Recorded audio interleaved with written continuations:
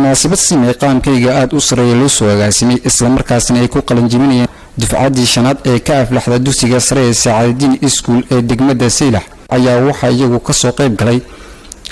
gudoomiyaha dowladda hoose degmada Saylax Saacad Dahar Cige iyo sidoo kale xogayaha fulinta dowladda hoose degmada Saylax Cilmi Sahal Farax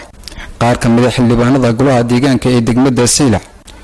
isku duwayaasha laamaha kala duwan ee degmada Saylax وقال odayaal dhalinyaro iyo marti sharaf kale dadweynaha ka soo qayb galay munaasabadan ayaa waxa ay dardaaran u jeediyeen ardaydii guud ahaan ka aflaxday dugsigan sare ee Saacadiin Iskuul ee degmada Saylax sidoo kale waxa iyaguna meesha si weyn uga dhex muuqday ururka Ramad oo ah isagoo ururka gacanta ku hayo dugsiga sare ee Saacadiin Iskuul ee degmada Saylax isla markaasna ah ururka ku bixiya ardaydan ka aflaxday guud ahaan secondary school ee degmada Saylax muruq iyo maalba waana ururkii gacanta ku hayay ilaa intii la asaasay dugsiga sare ee Saacadiin Iskuul ee degmada Saylax mas'uuliyiintii ka soo qayb gashay munaasabadan ayaa waxay guud ahaan iyagoo hadalka iska daba qaatay ay dardaaran u jeediyeen ardaydii ka aflaxday guud ahaan dugsiga sare ee Saacadiin Iskuul ee degmada Saylax iyagoona si weyn u amaanay ururka Ramad oo isagu ah ururka suurageliyay isla markaasna soo saaray ardaydani guud ahaan ka aflaxday dugsiga sare ee Saacadiin Iskuul ee degmada Saylax munaasabadan ayaa waxa ay sanadadii hore ay kaga duwan tahay isla markaasna sanadkan lagu soo casuumay ardaydii ka baxday dugsiga sare ee Saacadiin Iskuul ee degmada Saylax isla markaasna ka soo kala qalin jabiyay jaamacadaha Itoobiya iyo sidoo kale jaamacadda Hargeysa University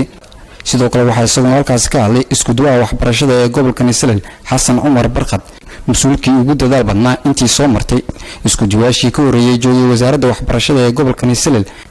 إحنا إسكو دواء يدك دقمة سيلة آد وامانا شقادة وهايو مسؤولين تي كسو قيب قال مناسبة ويجو عارمها سكها الله يا وحى هذا لودو دي كم ده تدهتن أنا كده بحنا قبلك ماشي هذا وحكبرتين اللي كبل عبيد دكس قصرة وسيلة كل يدك مركز كبرتين منها دقالهم بسكرت جانها بحسنين ودوك كلاكون نغني وحلنا كده شقية قبلك لما كن يكوبي تمانكي أيام بلوني هاوشان مانتا حلقي لقى بلابو إلى مانتنا هرمر وين أيها كسعودة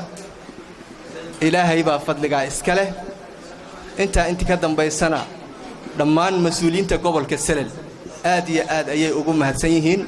أماننا كل أيهن أسوك يقرب تاجين وحمدان إن مانتا قدر نحمد شيئا أبياشي إسكالها ددالك كل وحي وكسعني هاري هبين وحيدا ومحمد عمر مانتا أو أبوي هاي آد بأقوم أمانيهن وحنا لأن هاي إلى هاي مالتها قيامها إنه ميزانك حسنات كنا إذن كدروا ددالك هي هوشة هي تعب كافرها بدن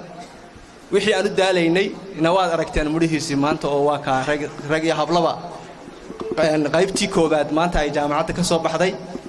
ورجيني إنه إن أي مسؤولية دي لو رجال ururka Ramad oo soo kordhiyay aqoon aad iyo aad miisaan u leh sanadba sanadka ka dambeeya waxaanu ka muuqanaa dhammaan gobolada Soomaaliland iyagana waxaan leenahay jasaakumullahu khayr halka kal shanaad waa taagnaa waxbaan arkay maantana waxbaan arkaya kal shanaad madaxweynaha loo yimid halkan waxbaan arkay maantana waxbaan arkayna ilaahay ba horta mahadaale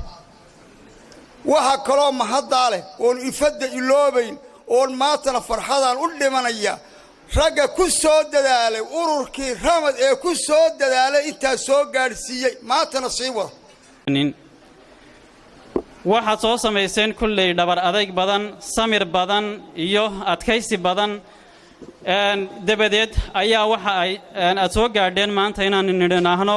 hambalyo sida xusida mudan gaar ahaan dhalinyarta ka soo qalin jabisay jaamacadaha waxa ay ka soo gudbeen maraaxil aad u adag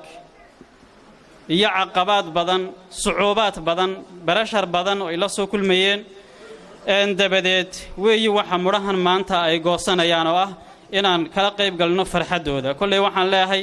dadaalkii badnaayeed sameeyeen kumeedan khasaarin gabagabadii munaasabadan ayaa waxa isagoo halkaas ka hadlay gudoomiyaha dawladda hoose degmada Saylax Saacad Dahar Cige isagoona balan qaaday in mid kamid ah uu shaqaaleysiin doono ardaydii ka soo qalan jibisay jaamacadaha Itoobiya iyo Hargeysa University si uu u dhiirigeliyo ardayda ka qalan jibinaysa sanad kasta dugsiga sare ee Saacadin Iskuul ee degmada Saylax. waxaanu u baahnayn